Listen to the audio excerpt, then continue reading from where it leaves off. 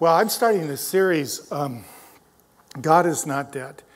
And the reason is because I am so tired of the abuse that Christians are getting in not only in the media, but especially in the classroom.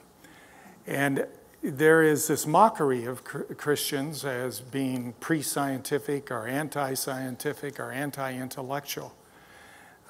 So what I want to do is start a new series to give you really simple evidence that science gives you that proves God exists. And what I want to do in this series is to show you that science is the friend of Christianity, but actually the adversary of atheism. And what I want to give you is, in this series, are questions atheists cannot answer. And they don't want you to know those questions. So I'm going to begin today with one of the most basic questions of all that an atheist cannot answer. And that is, why is there something and not nothing? This is a fundamental question of philosophy and science. By that I mean, why is there a universe? And remember, the universe is everything material that there is.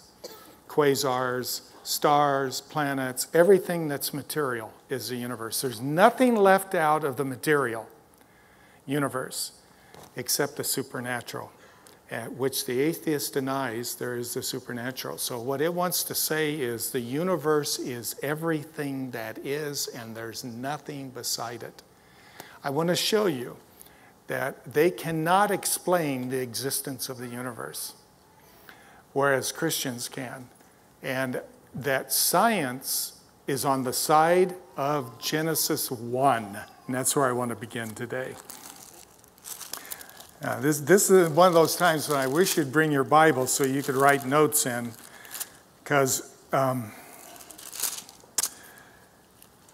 this first sentence of the Bible is a blockbuster. In the beginning. One of the things you must understand is that the idea that the universe had a beginning is devastating to an atheist. Devastating. But science has proven it is true. It used to be believed, even through Einstein, that the universe was eternal. It was with Hubble in the 1920s and others that they began to see that they began to prove scientifically that there was a beginning of the universe. It's called the Big Bang. It is part of the credo of science today, and I'm going to talk about that in my message. The Bible is the only religious book, or book of religion, that says this. Now, once in a while, if you watch the History Channel, which drives me crazy, they will start telling you that Genesis was really plagiarized from other creation myths of other cultures. And the chief one you'll hear about is the Gilgamesh, the Babylonian Gilgamesh creation story. Now, when I was at Princeton, my professors, unbelievably, were unbelievers. And we really studied the Gilgamesh epic. The Gilgamesh epic says that Marduk, the chief god, goes into battle against Tiamat, the goddess, and slays her and cuts her up with his sword, and then from the parts of her body creates everything that is. Okay? The Egyptian creation myth, Ra, is the God who creates the universe out of spit and semen. This is quite different. There's no connection going on here, okay? So don't believe that. In the beginning, God, this word is incredible. There's several words for God. The one that's used here is Elohim. It's the plural form of a noun. But it's not polytheism that's being taught here. The next word is bara in Hebrew, created. God created. It's the singular form of the verb that's used. So what we're talking about here right off is the Trinity. And in the next sentence, we're going to read about the Spirit of God hovered over the darkness. This is really quite incredible. In the midst of a polytheistic world, everybody believed in many gods. Genesis 1 begins with a singular God and the beginning of time and creation. This is unbelievable, and atheists cannot answer this. Okay, in the beginning, God created the heavens and the earth. That is everything. The universe, okay? The heavens and the earth. The universe. Now the earth was formless and empty, darkness over the surface of the deep, and the Spirit of God was hovering over the waters. Verse 3, and God said, let there be light, and there was light. Do you get that? He doesn't lift his finger. He just speaks, an utterance. His word, and it happens. That's going to be really important later on. He just speaks, and the universe begins. The utter power of this God. Okay. Now, what's incredibly important is the stars are not created until the fourth day in verse 14. Wait a minute. How can there be light without suns, stars, quasars, other things like that? How can there be light? They're not created till the fourth day. How do you explain that? Let there be light. In other words, Genesis is teaching that the beginning of time and the beginning of everything that is material started with light. Okay? We want to talk about the science of that in just a little bit. Okay? Now I'm going to move over to 1 Peter. And it's 1 Peter 3, and verses 14 and 15 I wish you would underline. And this is incredibly disturbing that so many Christians will say, they won't give a reason for their faith. They don't have a reason. They just say, I believe. I just believe. And I want you to know the Bible says that's insufficient and unbiblical to just say, I believe. We are called to have reasons for our faith. And the reason this is so important to me is that it's unendingly disturbing to me that many Christians are anti-intellectual. That somehow or another, the intellect is sub-spiritual. And I would just remind us that it is God who created the mind and logic. And the universe, the laws of the universe are logical and predictable, intelligent. So, that's so important. We must be intelligent about what we believe. In verse 14 it says, but even if you should suffer for what is right, you are blessed. Do not fear what they fear. Do not be frightened. But in your hearts set apart Christ as Lord. Always be prepared to give an answer to everyone who asks you to give the reason for the hope, that is the faith that you have. But do this with gentleness and respect. Now, there are Christians who will argue their faith and they are not gentle and they're not respectful. They're uncivil. And that is an embarrassment to Christ. Okay? Even if you're right, don't lose respect for a person no matter what they believe. Okay? But we're to be prepared. Peter says to the early church, he dies in 66 BC, AD. He says, give a reason for your faith. Why? Because Christianity was under attack from all quarters. How can you believe in the resurrection? How can you believe God became human? How can you believe he rose from the dead? Etc., etc. And Peter's saying, don't tell them, well, I just believe. Give them the reasons for these beliefs. And that's the purpose of this series. Before he died recently, Sam Harris was an influential atheist. And he regarded Christians with contempt. In fact, he devoted an entire book to expressing his contempt. He titled it Letter to a Christian Nation. And in it, he literally calls for a jihad against Christianity. He says, science must destroy Christianity.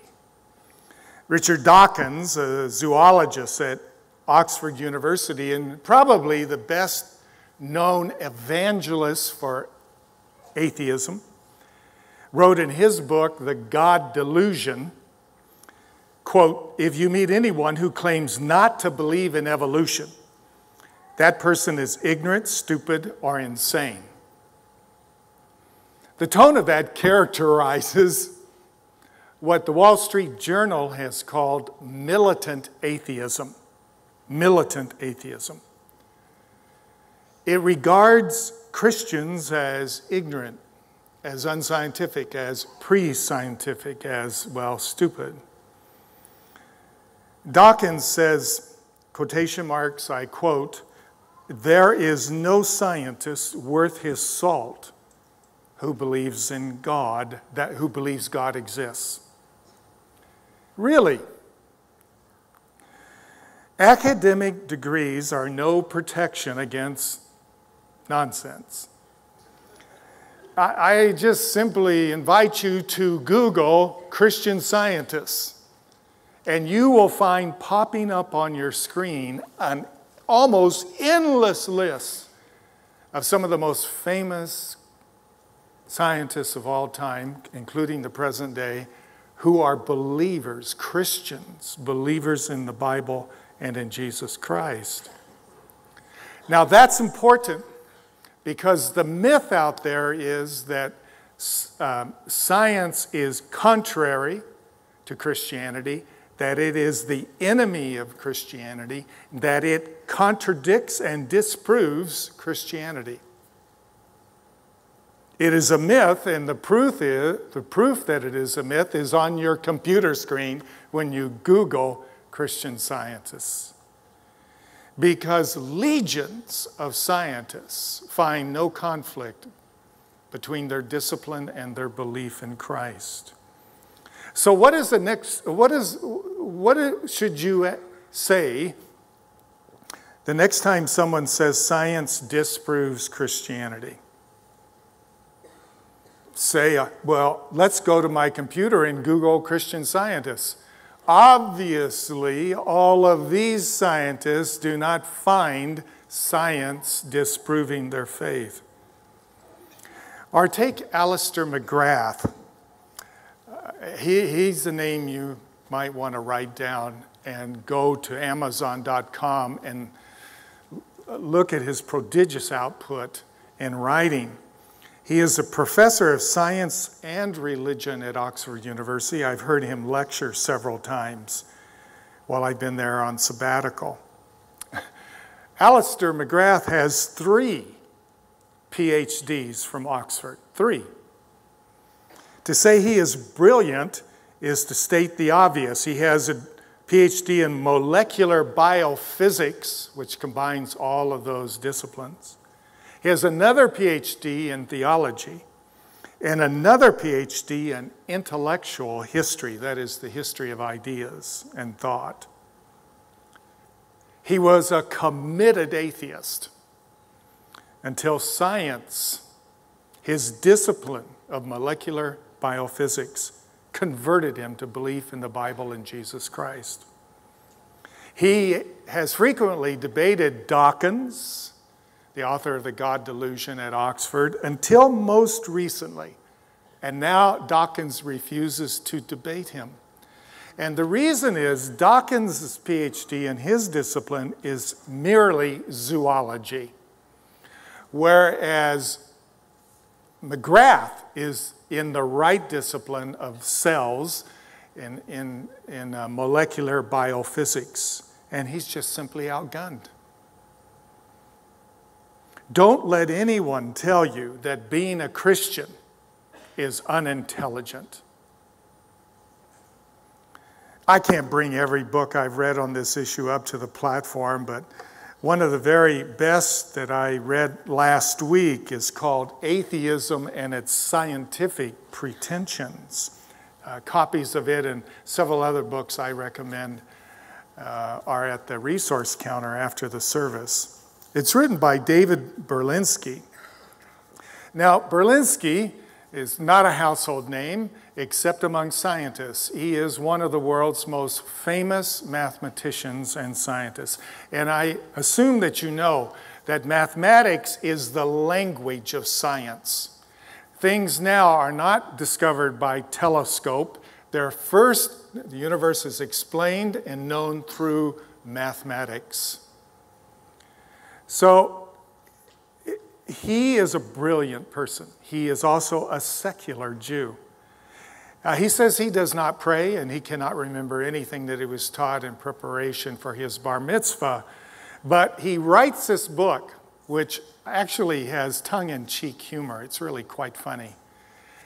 He writes this book because he said he's just tired of some scientists mocking belief in the existence of God, using specious or false arguments. And so he is devastating to Dawkins and others. And I recommend this book to you, whether you're a believer or seeker or an atheist. But if you're an atheist, I need to warn you of something C.S. Lewis said after he became a Christian. And he, by the way, became a Christian because Christian professors at Oxford, brilliant men like J.R. Tolkien and others, Dawson and others, got him reading G.K. Chesterton and some other Christian books. And eventually, as he read these arguments, he became a Christian. And afterwards, after he became a believer, he wrote his autobiography, Surprised by Joy. And he has this stunning sentence in it. He says, anyone wishing to remain an atheist cannot be too careful about the books he avoids reading. If you're a committed atheist and you really do not want to countenance the existence of the biblical God, avoid this book. There's another stunning book that I read last week in preparation for this series, and it's by the world's most famous atheist, who now is a Christian, a believer in God. His name is Anthony Flew, and this book is called There Is a God. He crosses out no, because he used to be an atheist. There is a God. How the world's most notorious atheist changed his mind. Oh my gosh. I remember reading, he's now in his 80s, and he changed his mind in 2002. But if you Google him, you'll find multiplicity of publications, over 30 books that mock Christianity. And now he writes a book about how he believes God exists. This caused within the atheistic, intellectual atheistic community, hysteria. Because he is the patron saint of Dawkins, of all intellectual atheists. How could he betray the jihad against belief in God? I remember reading him when I was a philosophy major. One of his most, at Stanford, one of his most famous books, it's simply titled God and Philosophy. With his arguments, I was a new Christian, and I was just open to all sides of view. And it was against belief. So the question you have to ask is, why does the world's most famous atheist become a believer in the existence of God? What changed his mind? He did not have some mystical experience. He was not on peyote or some of the things you've been on when you were in college. No, none of this happened. The simple answer from him is science. And specifically, the discovery of the Big Bang, which I want to speak about in a minute. In this series of messages, my aim is to show that science is the friend of the Bible and Christianity, not the enemy, in spite of all that you've heard. Always remember this. Just because most people believe it doesn't make it true. At one time, medicine thought the way you healed people was to bleed them. Probably that's why Mozart died. And at one time, most everybody believed the earth was flat, and they were flat wrong. So just because everybody believes it doesn't make it true. Even Christians. There are things that some Christians believe, even a lot of Christians, that are just not true.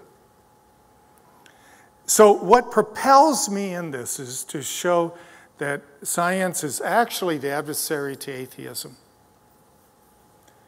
And that is why that it is friendly towards the Bible and Christianity is the only explanation of why legions of famous scientists are believers in Christ and the Bible. Find no contradiction. What propels me in this is something that, one of the things I do remember from being a philosophy major was reading Plato when he quotes Socrates as saying, "Dare to follow the evidence wherever it leads." And that's an operating principle in my life. It started way back then. Dare to follow the evidence wherever it leads. And I've said to you many times, as a believer, I am never afraid of the evidence. And that's why on my sabbaticals, the study of archaeology, the study of intellectual history, and so on, and all I do is get more sure of the accuracy of the scriptures. Dare to follow the evidence wherever it leads. And I hope that you will do that, and that this will encourage especially students in high school and those going to college, because what we find is that so many young Christians go off to college and they lose their faith in their first encounter with an aggressive atheistic professor. And they're unprepared intellectually to deal with the issues, because so many churches and so many youth groups are really not wrestling with the real intellectual issues of belief. It's focused on how to have a good relationship with your girlfriend and don't get angry, and that's as far as it goes. We must prepare our young people intellectually to give a reason for their faith and not to be coward. And that's 1 Peter 3:15, which I read to you earlier today, says we are to be prepared to give reasons for our faith. In other words, it is unbiblical and unfaithful to simply say, I just believe. That is inadequate and insufficient according to the Bible. We are called as believers to be intellectual, be able to give intelligent reasons for our belief. Now, I also hope that I'm speaking to some of us who are atheists or agnostics. And, you know, I commend you for even being here. It shows some openness to follow the evidence, or to at least give it a hearing. But I do have a tiny dare. I hope you'll stay through the whole series and consider it. But my tiny dare is that you will read Berlinski's The Devil's Delusion or any of the other books out there. Dare to read them and consider really high-powered intellectuals and their argument for the existence of God. At least consider it. So what is the scientific evidence for the existence of God? The first is this. Science has proven the universe is not eternal. It had a beginning. That causes apoplexy in atheists. It's devastating. Since Greek and Roman times, and even previously, it has been believed that the universe is eternal. The atheist Carl Sagan wrote, and I quote, "The universe is eternal. There never was a time the universe did not exist." Now, what is the implication that the universe always existed? Well, that's a very convenient belief, because if that's true, there's no room for God. And in fact, that's exactly the argument that was made. God is unneeded to explain the existence of the universe. But science has proven him wrong. There is a beginning to the universe. There is a time in which the universe did not exist. And this is choking atheists. And you'll see that as I develop this, their reaction to it.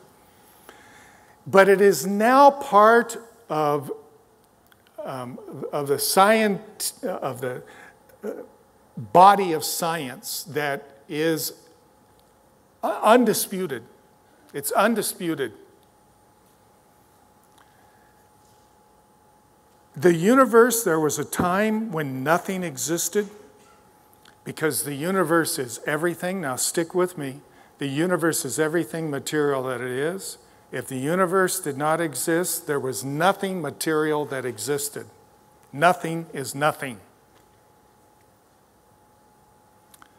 Flew, the former atheist I referred to, world's most famous atheist, wrote, "Of all the discoveries of science, the greatest discovery is the discovery of God." Oh, science discovered God?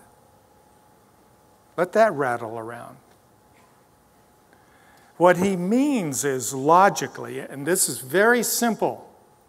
It's very simple what I'm about to say, but it's devastating to anyone who says there is no God. Whatever begins to exist must have a cause, because nothing cannot cause something. Nothing cannot cause something. Nothing cannot create something. Just as a man cannot be his own father. The universe, because he doesn't exist, so how could he father himself? The universe could not be its own creator. So if the universe could not create itself, because nothing cannot create something. This is not that complicated, is it? Nothing cannot create something, because nothing's there to do anything. Do you see that? Nothing's there to do anything. So since nothing cannot create something or anything, there had to be a cause outside of the universe that is eternal and before time. Now, stick with me. The beginning of the universe is the beginning of history and of time and space. Space and time. That's what it means. Before the universe began, there was nothing. There was no space. This is hard for us to imagine. There was no space and there was no time, because nothing was here. Time began with the beginning of the universe. That means that if the universe could not create itself, there had to be something outside of the universe that caused it to come into being. And that something is eternal, because it was before time began. And it is uncreated. It is God. Now, I'll just throw this in for free this morning. Dawkins, to get just how desperate Dawkins becomes. This is the question. When Dawkins is driven to the wall by McGrath and others, Dawkins in debate is actually asked, well, then who created God? Which is nonsense. By its very definition, to be outside of time and pre-time is to be eternal, because you are before time. And God, the Christian God, is uncreated. He is eternal. He is outside and before time. And remember the name that God gave of himself to Moses and later Jesus claimed? Do you remember Moses asked him his name? And what was the answer? I am. I'm eternal. There never was a time I was not, never will be a time I'm not. I am. Right at the core of the claim of God. Well, anyway, nothing cannot create something. There was a time when there was nothing. The universe was not here. And Flew says that's the greatest discovery because it leads to God. Now, the devastating question to ask an atheist professor is simply this: why is there something and not nothing? You need to think about that. Why is there something and not nothing? In other words, why is there the universe? Because the universe cannot explain itself and it can't create itself, so why is it here? Nothing cannot create something, and it sounds very much like the first sentence in the Bible. In the beginning, God created the heavens and the earth. In the beginning, there was a beginning. What we're speaking of is what science calls the Big Bang. And you see on the screen just a drawing of the beginning of the universe, which was an explosion of light. Everything that exists materially, science now knows as a scientific fact. This is not theory. It began at the Big Bang. All that is matter, all the mass of the universe came into being. And the beginning of space happened at that moment in a millisecond. There was nothing, and bang, the universe began. And at incredible speed, mass was created. And what they have discovered is that the universe is expanding, but it began as light. Gee, that sounds like verse 3. And God said, let there be light before there were any stars. Science has proven, this is scientific fact, that the universe is expanding. Galaxies are traveling away from one another in speeds of excess of 200 million miles an hour. That's fast. 200 million miles. The universe, space, is expanding at that rate. Now, scientists say if the galaxies are moving farther and farther apart at such great speeds, it means once they were closer and closer together. That's not rocket science. It just is obvious. They were closer together. In fact, scientists will say now that we can go backwards and picture the Big Bang, the beginning of the universe, and it's a cone, and it's on your screen. We're at the outside, at the top of the cone that's expanding at 200 million miles an hour. But that expansion can go back not infinitely. It has to come to a point, a beginning. That's real important. So there is not infinite regression. There is a beginning point. Now, Stephen Hawking, you know, the very famous Cambridge astrophysicist. You've probably seen his book, A Brief History of Time. It was a bestseller. He's the guy in the wheelchair, that can't speak. He's totally paralyzed, works through a computer. He wrote in A Brief History of Time, and I quote, "Many people do not like the idea that time had a beginning because it smacks of divine intervention." Exactly. Now, what you're seeing as you read, you delve into the literature, is a priori convictions. That is, I'm committed that there cannot be a God, and I'm going to do whatever I need to make sure that God doesn't exist. So when this Big Bang, the beginning of the universe, began, it caused apoplexy within the atheistic community. Hawkins has written another book, just recently. It's called The Grand Design, in which he claims the universe was self-created. It created itself, and it did so by gravity. He said gravity was the way the universe created itself because it brought specks of matter together and began to form the masses we find in the universe. What's the problem with that argument? It's circular. It begs the question. First, where did the little bits of matter come from? Your assumption is a circular argument. But most importantly, this is what is so incredible to me. Gravity cannot exist without mass. There has to be mass for gravity. That natural law is non-existent if there is not mass creation.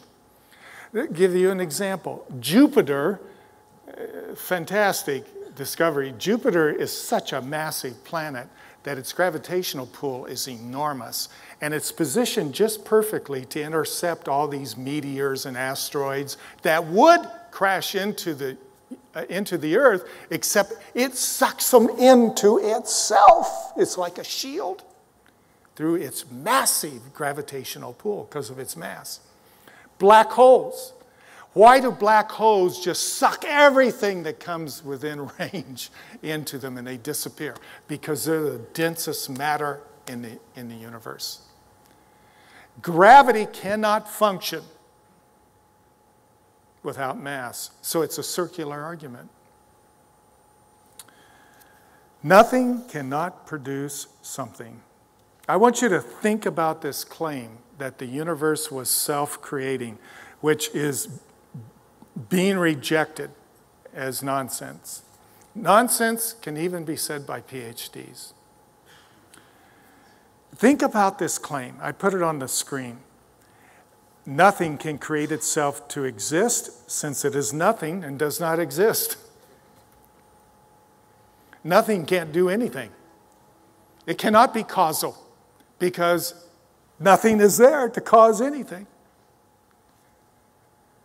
What does not exist cannot cause anything to happen since it does not exist. Therefore, the universe could not have caused itself to exist.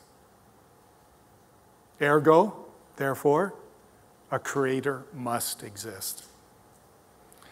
That's why this discovery of the beginning of the universe is so traumatic to unbelief.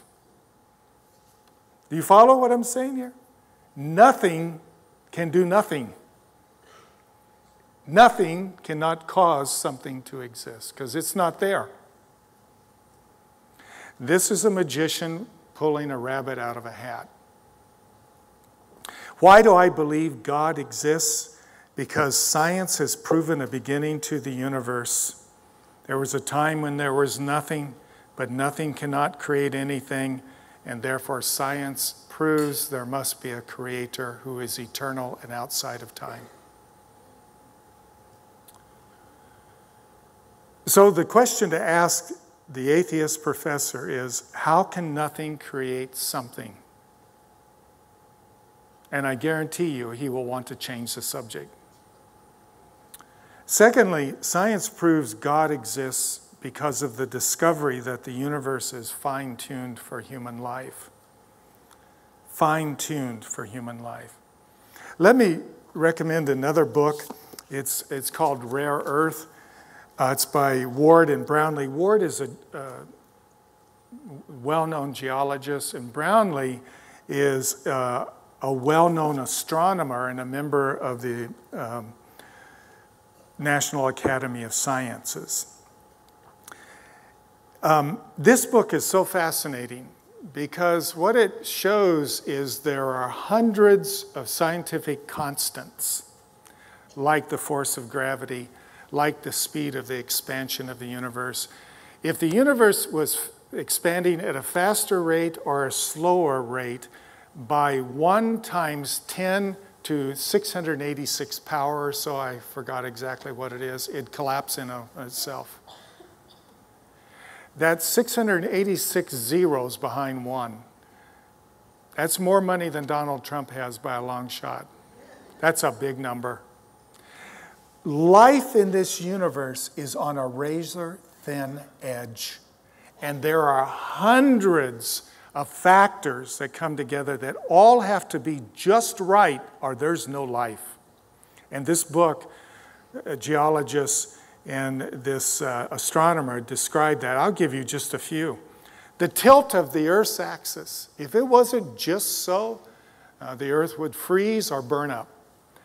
The magnetic field of the Earth that protects us against cosmic radiation that would kill us, or the magnetic field, which is unique in our solar system at least. The thickness of the Earth's crust. All of these things, even the orbit of the Earth, which is different from the other planets in our solar system, make it possible for life.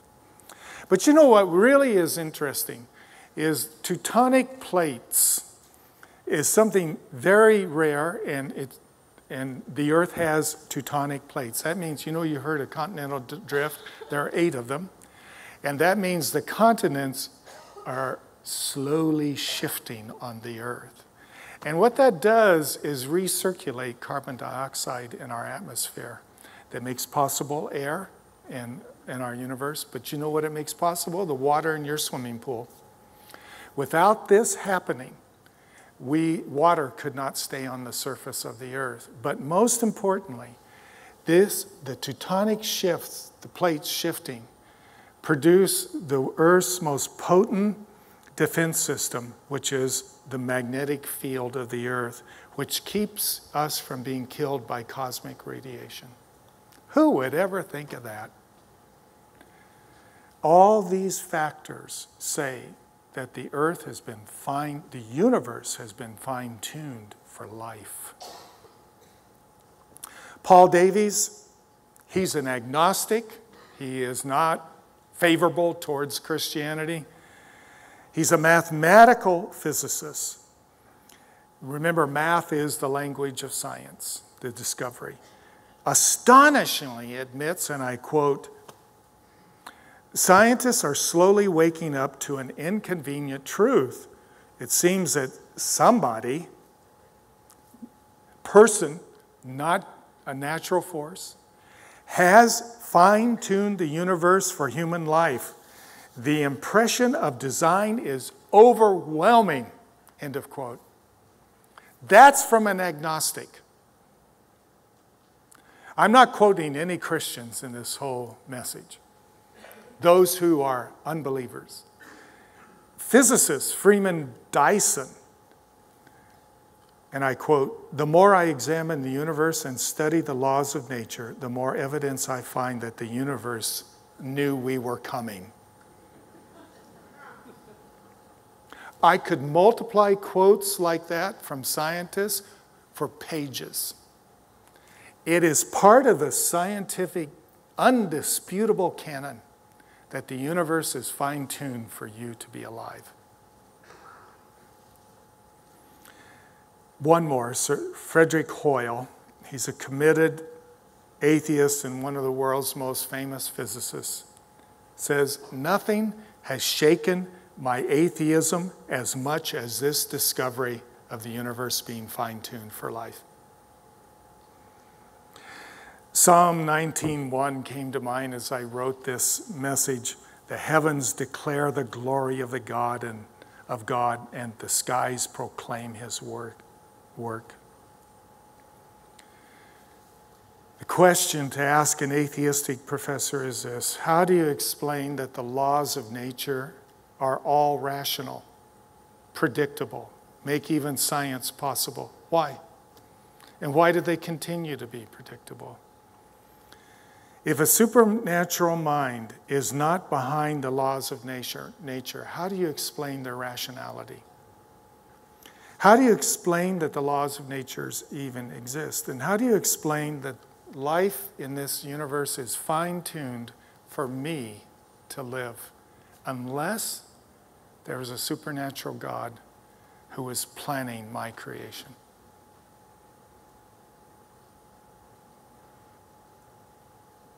Now, what I'm trying to establish is that many, many scientists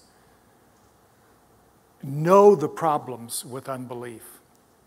They know the evidence I've just given you pointing towards the existence of a creator, and yet don't believe.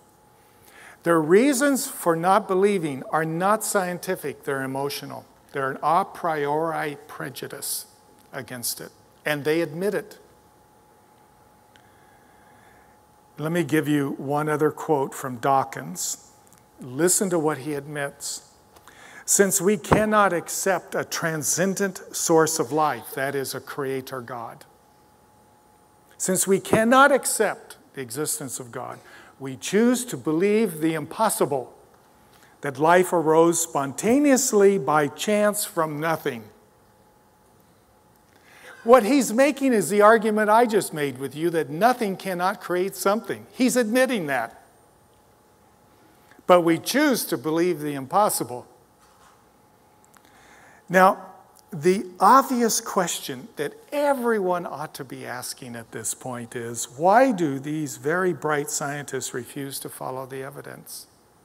Why don't they believe in God? Well, let me have them speak for themselves.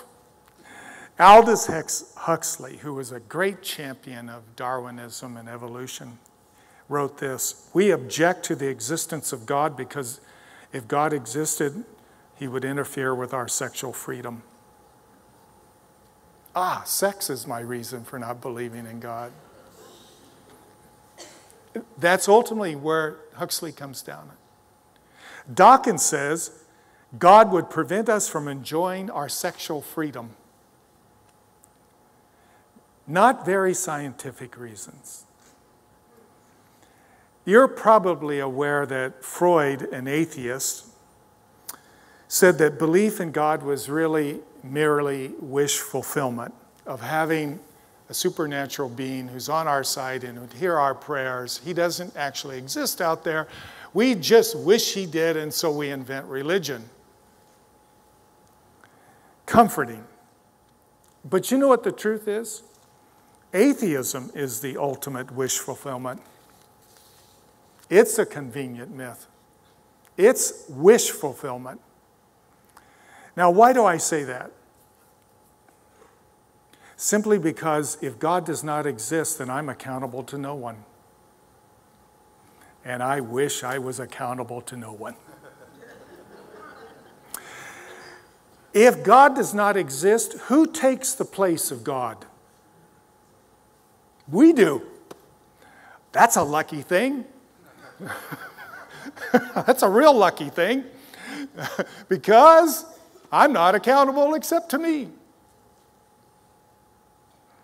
There's no longer anyone watching us, and we never have to ever fear being held accountable for our behavior, judgment.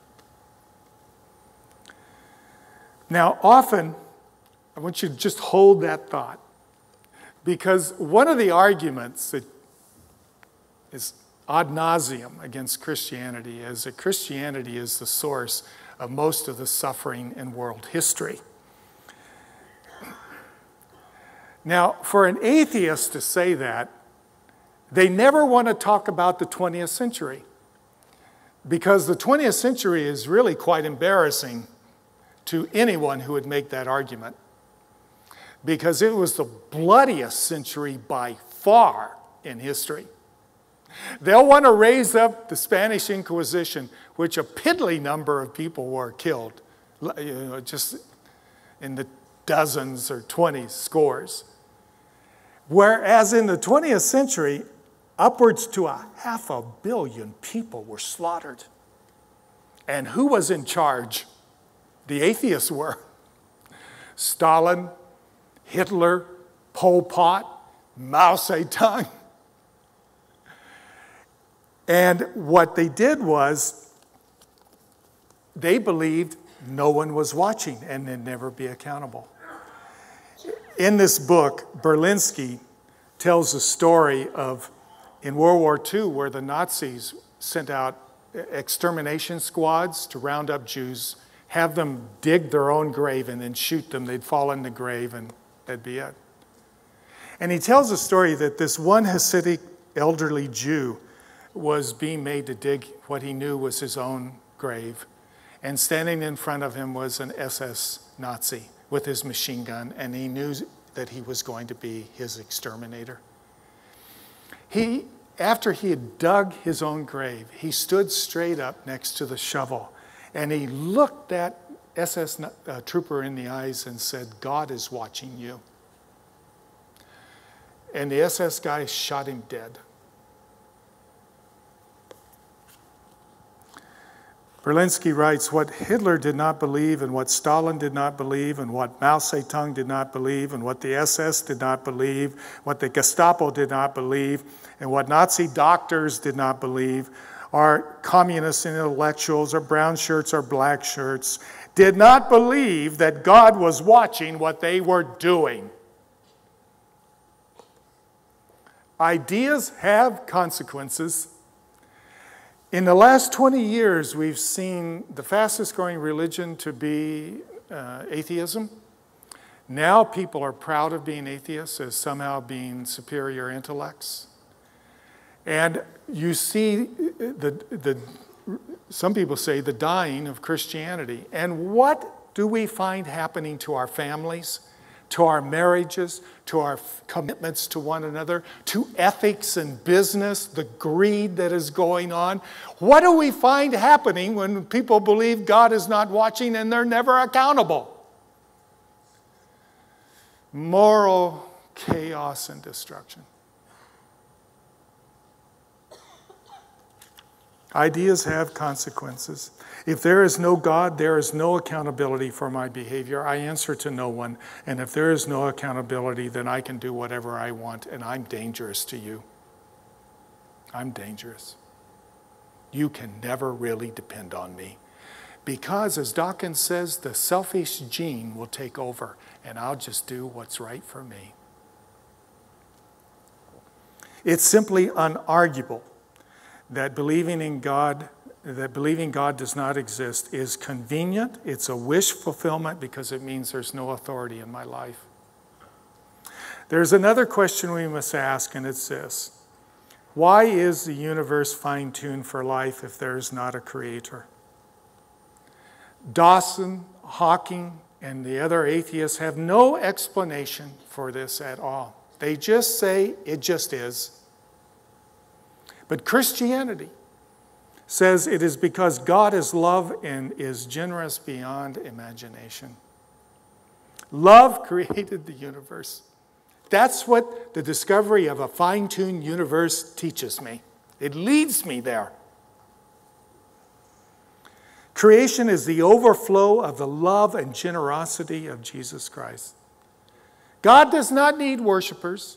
He doesn't need helpers. It's purely His generous love that anything exists and that it's tuned up for you. The reason God created the universe is simply because He knew He was going to create you and me, and we needed a place to live. We needed a home.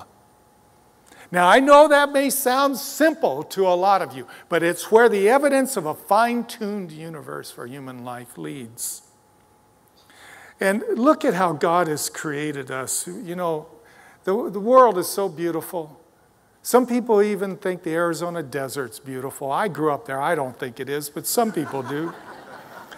And, you know, there's mountains and streams and rivers and color. You know, your dog can't see color. It just sees black and white. God just gave you color eyes. And, you know, your senses, the pleasures that you can enjoy, the smells of roses and the tastes of different foods. This is so wonderful. God did not have to do that. It's just the overflow of His generosity. Remember our scripture this morning. The first sentence of the Bible is in the beginning. God, plural, created the heavens and the earth. Who is this God who created? Well, in John chapter 1, remember how he created? By just speaking a word and light, the Big Bang. Just the word all the way through creation. Well, in John chapter 1, take notice. In the beginning, back to Genesis 1, in the beginning was the Word eternal. And the Word was with God, eternal. And the Word was God, deity. He was with God in the beginning, and through the Word all things were made. He spoke, and there was light. He spoke in different days of creation.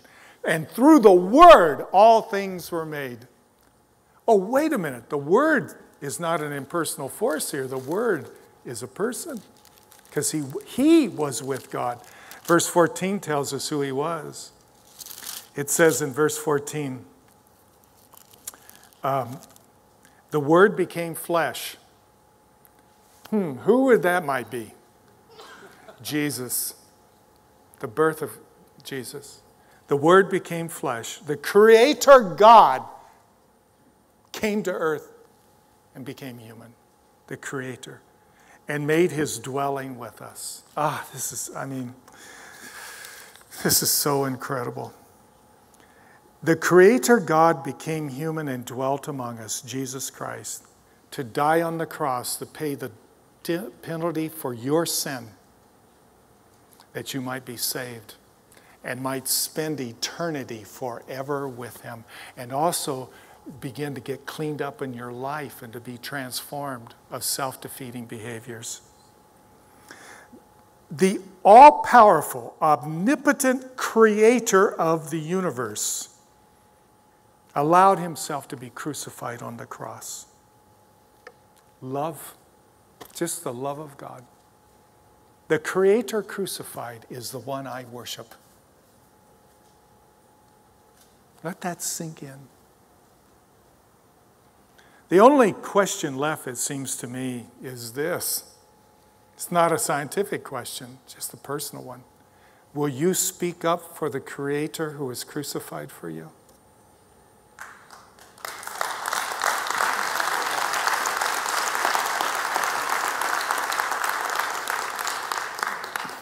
Lord, I pray that you would give us courage, but also intellectuality and gentleness, but to know why we believe. And Lord, not to be intimidated.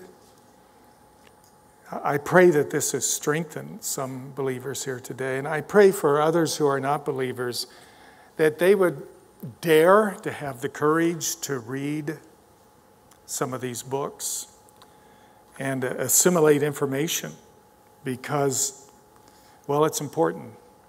Their eternity depends on it. I pray it in your name, Jesus. Amen.